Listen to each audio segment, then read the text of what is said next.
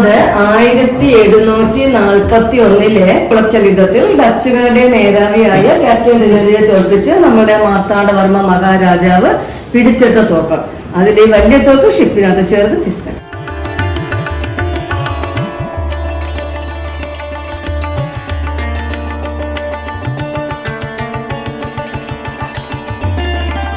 മുഖംമൂടികൾ, face മാസ്കുകൾ പണ്ട് യുദ്ധത്തിനൊക്കെ പോകുമ്പം ആളറിയാതിരിക്കാൻ ഉപയോഗിക്കുന്നത്.